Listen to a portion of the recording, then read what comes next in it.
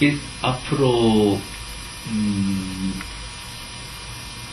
10년 동안 할 일이라고 생각이 들어요. 그러니까 지난 10년을 돌아보면은 지난 10년은 소위 한옥이 이렇게 무너지는 것을 막는 10년이었다고 생각이 들거든요. 북촌각기 기본계획을 처음 수립할 당시에 바로 직전에 이제 가해동 1번지에 있던 한옥이 200여 채가 한꺼번에 헐리고 거의 그 자리에 고급 빌라가 들어섰던 걸 기억하잖아요. 그리고 하루가 다르게 한옥에 헐리고 그 자리에 5대가 들었던 시점에서 북촌각 기본계획이라는 것이 수립이 되었어요. 그리고 나서 뭐 크게 봐서 한 10년 동안 외형적인 모습은 유지되었고 한계가 있지만 회복되었다고 우리가 평가를 하잖아요. 그렇지만 그 외형적이라는 모습도 기본적으로는 개별 한옥 한 채 한 채가 그 다음대로 유지되었다는 뜻이지 전체적으로 한옥의 소위 마을이랄까 한옥 도시가 유지되는 뜻은 아닐 텐데, 그렇지만 어쨌거나 외형적으로 한옥이 유지되는 그런 성과가 있었어요. 그런데 진정 생명력 있는 한옥이라 하는 것은 아름다운 사람들이 다 그렇듯이, 건강한 사람이 그렇듯이 내부가 속이 건강해야지 피부도 좋아지고 더 지속적인 아름다움을 우리가 가질 수 있는 것처럼, 그 한옥에 담기는 소위 프로그램이랄까 혹은 한옥에 담기는 뭐 문화랄까 그런 삶들이 건강할 때 그 외부의 아름다움도 더 힘을 얻는 거잖아요. 단지 예쁜 한옥이 아니라 말 그대로 아름답고 힘 있는 한옥이 되기 위해서는. 지금 말씀하신 것처럼 지금처럼 한옥이 이렇게 비워져 있거나 그 다음에 그 정말 진정한 어떤 삶이 담기지 않는다고 치면은 그 한옥은 그저 예쁜 한옥 혹은 사진 찍기 좋은 한옥 정도로 머무르고 말 거예요. 그러나 지난 10년은 워낙 다급했다고 우리가 서로 용서하기를 하고 앞으로 10년은 말 그대로 북촌 등등과 같은 소위 도시에 있는 한옥들이 그 내부가 정말 건강하고 지혜롭고 정말 풍요로운 어떤 문화로 채워져서 일상적인 삶이든 혹은 조금 더 기념비적인 어떤 문화든 소위 우리가 뭐 얘기하는 한국적인 어떤 문화든 그러한 것들이 아주 충실하게 채워져서 그러한 안에 있는 힘이 외부의 아름다움을 드러날 수 있는 단계로 가야 될 것이고, 그 일은 쉽지는 않으나 앞으로 저희가 적어도 10년 동안 할 일이라고 생각이 들어요.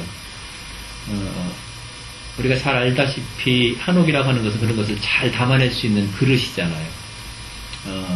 진정 그 한국적인 혹은 전통적인 어떤 문화도 잘 담아낼 수 있고, 또한 지금 아주 현대적인 그러한 문화도 잘 담아낼 수 있는 그릇이라는 것을 우리가 여러 가지 경험이나 선례를 통해서 알잖아요. 그래서 그 안에 참으로 건강하고도 경쟁력 있는 생명력 있는 문화가 담겨지도록 하는 일, 그것이 이제 앞으로 10년 동안 함께 할 일이라고 생각해요. 네, 지금 해주신 말씀에 조금 더 덧붙여서 그런 북촌이 모범 사례가 돼서 서촌 같은 지역에서는 한옥 보존을 우선으로 하는 그런 이렇게 재개발이 고려되고 있다고 들었습니다. 그러니까 분명히 이렇게 어떤 제도적인 지원이라든지 그리고 이렇게 주민들과의 관계 풀어가는 방식들, 그리고 앞으로 이렇게 해결해 나가는 주체 의지들이 북촌의 사례를 많이 답습을 하게 될 것 같은데요. 좀 이렇게 구체적으로 지금 말씀하신 그런 문제점들을 보완해 나갈 수 있는 어떤 제도적인 측면이나 그런 문화를 담을 수 있는 어떤 방식들, 그런 이제 정말 그걸 끌어갈 수 있는 방법이라는 뭐가 있을까요? 아직 우리가 맞닥뜨리지 않은 문제이기 때문에 조금 피상적일 수 있을 것 같긴 해요.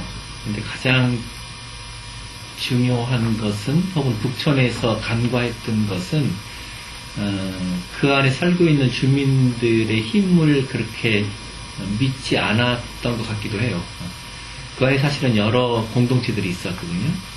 근데 소위 그 한옥을 사랑하는 모임도 있었고, 또는 제동초등학교 엄마들의 모임도 가령 있었고, 또 오랫동안 거기 살아왔었던 그 주민들의 여러 가지 모양의 이렇게 공동체들이 있었는데 그들이 갖고 있는 어떤 힘들 혹은 그들끼리 어떤 이 관계를 이렇게 잘 드러내는 데는 북촌 기본 계획이 좀 한계가 있었던 것 같아요. 사실은 이제 서촌의 문제를 다루려고 했을 때 분명히 다른 것은 북촌의 기본각 계획이 이렇게 수립되고 실천됐을 때는 그것의 지가가 600만 원 정도였어요. 그러니까 차가 들어가면 600만 원, 차를 못 대면 400만 원 정도 했거든요. 서촌은 얼마쯤 하죠? 아마 많이 비쌀 거예요. 많이 비싸거든요. 그렇기 때문에 그 싸움이 조금 양상이 다를 것 같아요. 제가 해답은 없고 저는 흔히 이제 북촌의 문제를 얘기할 때 2000년대의 싸움은 평당 600만 원과의 싸움이라고 생각을 했었어요. 소위 다세대 건축업자들이 600만 원 넘는 땅에 대한 다세대를 짓지를 못해요. 수익이 안 나오니까. 그래서 북촌의 소위 지가가 600만 원을 넘어서게 되면서 주민들이 한옥에 대한 정책에 대한 신뢰를 갖고 북촌 전체의 가치가 올라가면서부터 그 다음부터는 다세대가 안 지어졌었어요. 근데 지금 우리들이 걱정하는 아까 지적한 문제라고 하는 것은 북촌의 지가가 2천만 원에 육박하거나 그 이상이 되면서 생기는 문제들이잖아요. 평당 2천만 원이 넘어서가 되면은 거기에서 초등학교 아이들을 키우면서 젊은 부부가 살 수 있는 더 이상 땅이 아니고 집이 아니란 말이죠. 비싼 땅에서 어떻게 역사적인 문화적인 경관을 유지할 것인가의 문제라고 생각이 들어요.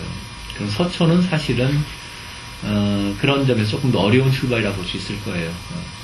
서촌이라고 하는 것은 이미 그 지역의 가치가 이렇게 많이 높아 있는 상태에서 역사 보존에 대한 정책을 위반하고 또 한편으로는 재개발 조합의 결성 등을 통해서 주민들의 마음이 많이 좀 흩어진 상태에서 일을 해야 되기 때문에 아마 북촌보다 훨씬 더 어려운 일이 될 거라고 생각이 들어요. 그럼에도 불구하고 아마 이제 2010년대에는 또 다른 어떤 전략과 비전이 있어 생각되거든요. 그 다음에 또한 소위 우리가 읍대라고도 부르고 서촌이라고 부르는 그 지역은 어쩌면 북촌보다 훨씬 더 많은 문화적 지층을 갖고 있잖아요. 근대적인 어떤 문화유산도 많이 가지고 있고 그렇기 때문에 그러한 문화적인 자원들을 이렇게 소위 도시 역사 문화의 어떤 가치로 잘 만들어낼 수 있는 길이 있으라고 생각이 돼요. 그리고 그 뒤에는 인왕산이 비교적 가깝게 또한 이렇게 그 아래 입지하고 있고 그러한 가치들을 총체적으로 잘 드러내고 그리고 그 가치를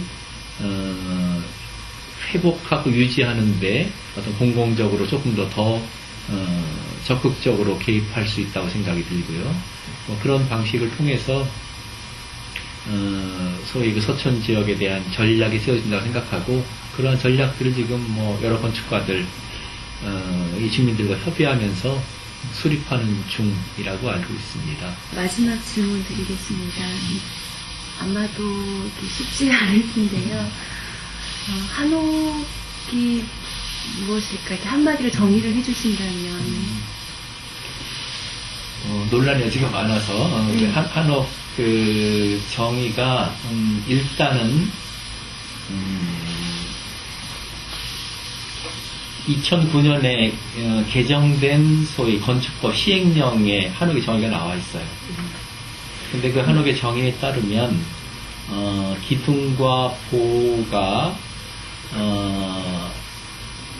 한국식 목구조 방식으로 되어져 있고 역시 한식 지붕틀을 갖고 있을 것과 같은 부법을 정해 놓고 있고 그 다음에 한식 기와 등으로 이루어진 전통적인 외관을 갖고 있는 건물이라고 정의하고 있어요.